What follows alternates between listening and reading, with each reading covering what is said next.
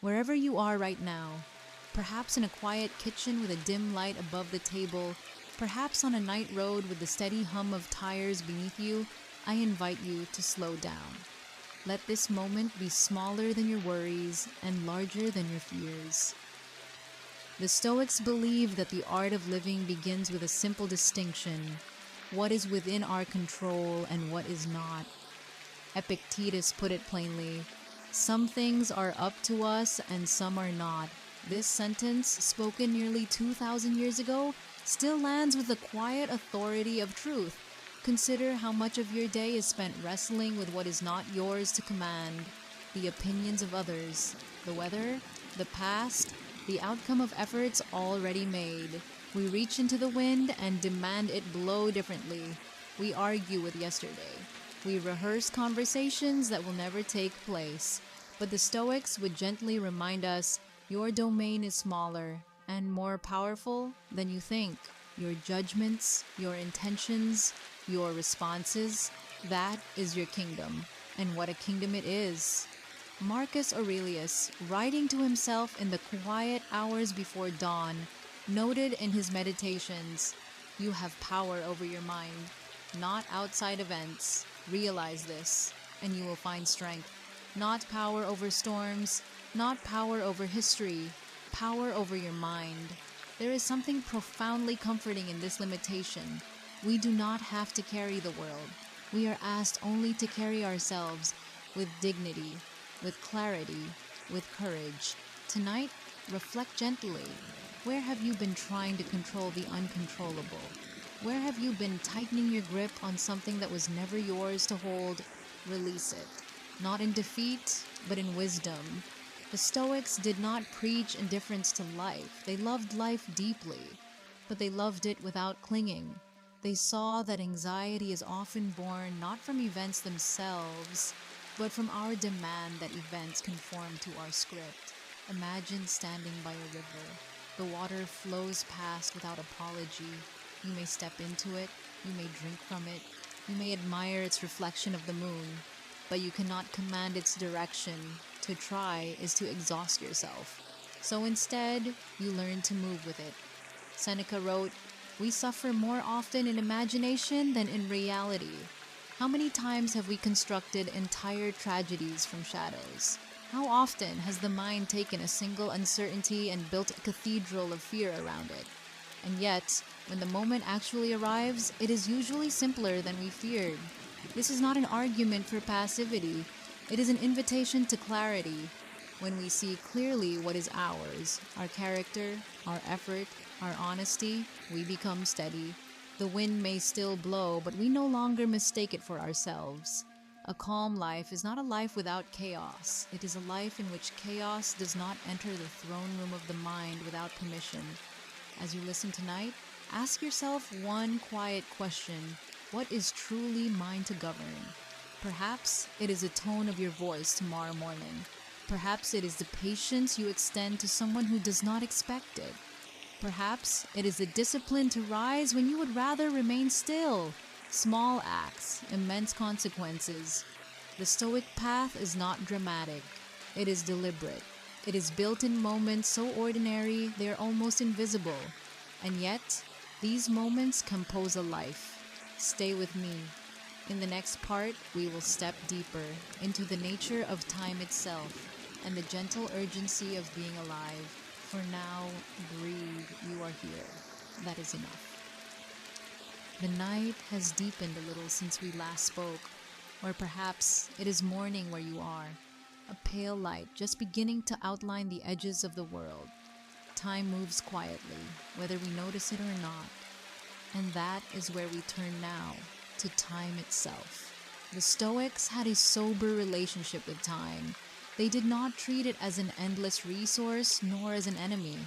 They saw it as something sacred precisely because it is limited. Seneca once wrote in On the Shortness of Life, "It is not that we have a short time to live, but that we waste much of it." Think about that. Life is not necessarily brief. It is often simply unfocused, scattered, spent on what does not matter. How much of today slipped through your hands unnoticed? Not because you were lazy, Not because you lacked ambition, but because attention, your most precious currency, was spent on distraction, resentment, comparison. The Stoics invite us to reclaim attention, not in a frantic, productivity-driven way, not as a race against the clock, but as a quiet devotion to the present moment. Marcus Aurelius reminded himself, confine yourself to the present. He did not say, control the future. He did not say, relive the past. He said, confine yourself, as though the present moment is both a boundary and a sanctuary. When you confine yourself to now, something extraordinary happens. Regret softens, anxiety loosens. You discover that this single breath, this single choice is manageable. We are often overwhelmed not by life, but by the sum of imagined tomorrows. Picture holding a year in your hands, impossible, heavy, abstract. But hold this minute. This minute is light. The Stoics practiced what we now call memento mori, a remembrance of death. Not in a dark or morbid way, but as a clarifying one. To remember that life is finite is to make it vivid. If this day were a small lifetime, how would you inhabit it? Would you spend it arguing internally with someone who may never understand you? Would you trade its hours for the approval of strangers? Would you postpone kindness? There is a tenderness in this awareness, a softness, because when you truly understand that time is limited, harshness feels wasteful. Even your own mistakes become easier to forgive. Epictetus taught that we should not say about anything, I have lost it, but rather, I have returned it. A loved one, returned. Youth, returned. Health, returned. Time, returned. This perspective transforms possession into stewardship. Nothing was ever permanently ours. We are caretakers for a while. And what does a good caretaker do? He tends, she appreciates. They protect what can be protected and accept what cannot. There is deep freedom in understanding that the clock is not your enemy. It is your teacher. Every tick says, choose wisely. Every sunset whispers, this too will not come again. Tonight or this morning, wherever you are, I invite you to sit with a simple reflection.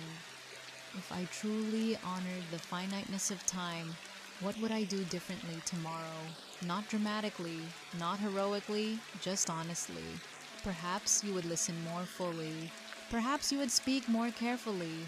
Perhaps you would let go sooner. A life well lived is not measured in years, but in awareness. Stay with me.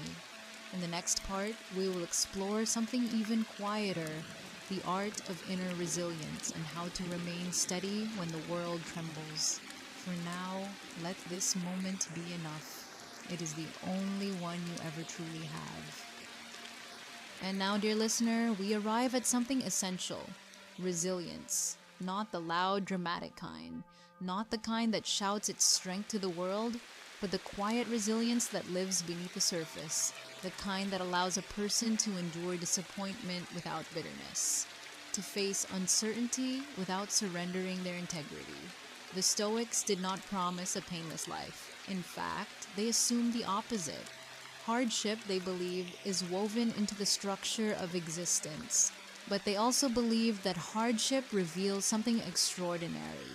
Marcus Aurelius wrote, "The impediment to action advances action. What stands in the way becomes the way." The obstacle is not separate from the path. It is the path. Pause with that idea. What if the very thing you wish were removed from your life is the very thing shaping your character? What if the delay is teaching patience, the criticism, humility, the uncertainty, courage? This is not a romanticization of pain. The Stoics were not naive. They felt grief. They experienced loss. Seneca wrote letters of consolation to the grieving because he understood sorrow intimately. But they believed that suffering, while unavoidable, need not define the soul. Resilience begins with interpretation. Two people may face the same storm. One curses the sky, the other adjusts the sail. The wind does not choose who grows stronger. The interpretation does. Epictetus reminded his students, "It's not what happens to you, but how you react to it that matters." This sentence has been repeated so often it risks sounding simple, but its simplicity is deceptive.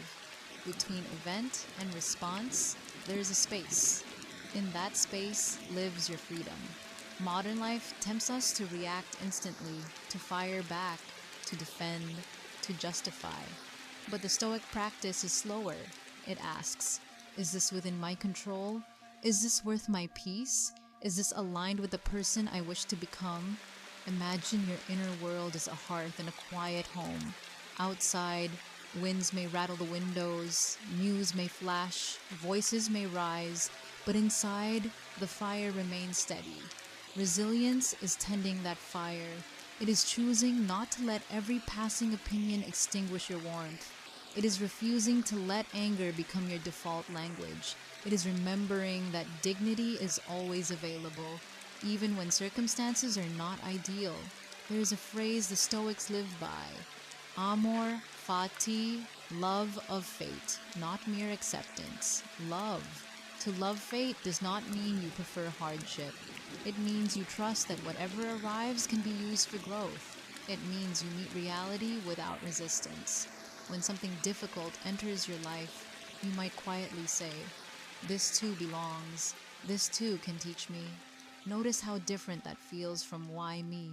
One contracts, the other expands. Dear listener, you are stronger than you think, not because you are unbreakable, but because you are adaptable. Like water shaping stone, resilience is not forceful, it is persistent. The Stoic does not demand a calm sea. The Stoic learns to navigate. So tonight, reflect gently. Where in your life are you resisting? What could be shaping you? Where could you replace complaint with curiosity? Where could you stand just a little steadier? The world may tremble. Markets may rise and fall. Opinions may shift like sand. But your character, your reasoned choice, your measured response, your capacity for kindness under pressure, this can remain firm, and in that firmness, there is peace. Stay with me. In the next and final part, we will turn inward one last time, toward gratitude, humility, and the quiet art of living well. For now, breathe deeply. You are still here, and that means you are still becoming. If resilience is the strength of the inner structure, then gratitude is the light that fills it. The Stoics are often misunderstood as cold or detached, but if you read them closely, you discover something unexpectedly tender. Beneath their discipline lies a profound appreciation for existence itself. Marcus Aurelius would begin his mornings by reminding himself of the gift of being alive. When you arise in the morning, think of what a privilege it is to be alive, to breathe, to think, to enjoy, to love. There is nothing mechanical in that statement. It is almost reverent. Gratitude for the Stoic is not naive optimism. It does not deny difficulty. It simply refuses to overlook what remains good. Even now, especially now, there is something quietly sustaining you. Perhaps it is the simple rhythm of your breath. Perhaps it is someone who once showed you kindness. Perhaps it is the ability to think, to reflect, to listen. Gratitude anchors us in sufficiency. Without it, the mind becomes a restless collector, always chasing what is missing. With it, the mind becomes a careful observer, noticing what is already here. Epictetus taught that we should not seek for events to happen as we wish, but wish them to happen as they do happen, and our life will flow smoothly. This is not passivity, it is harmony. Imagine arguing with reality. It is an exhausting endeavor. Reality does not debate. It simply is. But when you align yourself with what is, when you meet the present moment without protest, something softens. You become less fragmented, less divided against your own life. Humility grows naturally from this alignment. Not humiliation, not self-doubt, but a grounded understanding of your place within a vast and intricate universe. You are a small part, and that is not an insult. It is liberation. You do not have to carry everything. You do not have to solve everything. You do not have to be everything. Your task is simpler and therefore more profound. To act justly, to think clearly, to love wisely, to accept gracefully. Seneca wrote, "Begin at once to live and count each separate day as a separate life." There is something beautiful in that instruction. Each day, a complete story. Each morning, a beginning. Each evening, a gentle conclusion. If today were a full lifetime, how did you live it? Did you rush past its quiet moments? Did you guard your integrity? Did you speak with care? Did you forgive, even silently? The art of living well is not dramatic. It does not require applause. It unfolds in ordinary decisions, the pause before reacting, the choice to tell the truth, the willingness to let go. And perhaps this is the deepest Stoic insight of all. A good life is constructed internally before it is ever visible externally. Dear listener, as our time together comes to a close, let me leave you with this image. Imagine yourself years from now, looking back on this very season of your life. The uncertainties, the ambitions, the quiet struggles. What would you thank yourself for staying steady, for choosing character over convenience, for appreciating what others overlooked? You are shaping that memory now. So move gently, choose deliberately, release what is not yours, guard what is. The night will end, the morning will come, time will continue its steady procession, but within you there can be stillness. And in that stillness, clarity. In that clarity, freedom. In that freedom, peace. Thank you for listening. Rest well, live thoughtfully, and tomorrow begin again.